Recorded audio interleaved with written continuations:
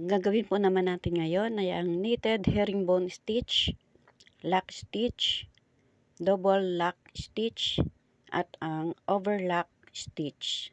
Ganito po gawin ang knitted herringbone stitch. Ayan, may makikita po kayong dalawang guhit sa taas at sa baba. Ganyan po ang pagtusok ng karayom. Itutusok sa baba at hihigitin.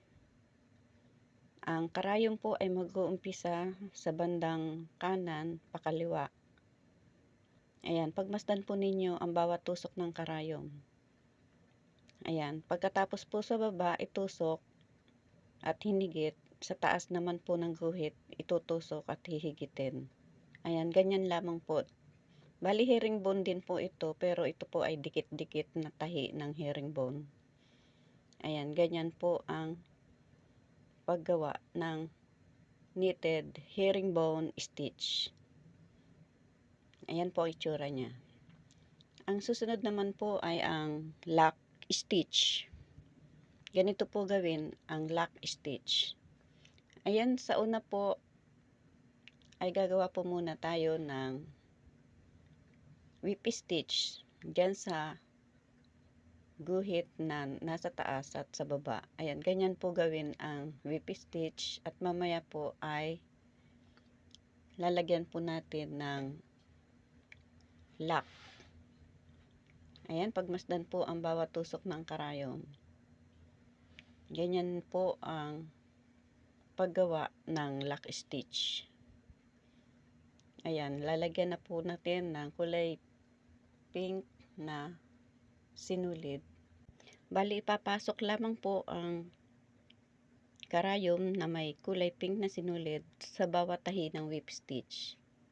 Ayan, ganyan po. Ang punong sinulid po ay salitan na nasa taas at nasa baba kapag natapos. Ayan, ganyan po itsura ng lock stitch. Ang susunod naman po ay ang double lock stitch. Ganito po gawin.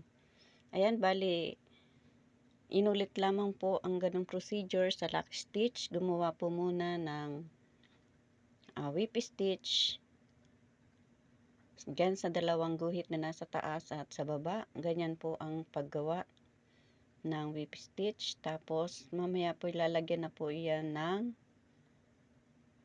kulay pink na sinulid. Ayan, ganyan po. Salitan din po ang punong sinulid sa taas at sa baba. Ayan po ay magkabilaan naman ngayon. Ang susunod po, ayan, sa kabila naman lalagyan ng kulay pink na sinulid. Ganon din po ang procedure. Kaya magkakaroon po siya ng design. Ayan, ganyan na po ang magiging itsura ng double lock stitch. Ayan, pagmasdan po ninyo ang itsura ng double lock stitch. Ayan, ganyan po siya. Ang susunod naman po ay ang overlock stitch. Ito pong overlock stitch ay ginagawa po sa mga gilid ng tela. Ayan, ganyan po gawin ang overlock stitch. Pagmasdan po ninyo ang bawat tusok ng karayom.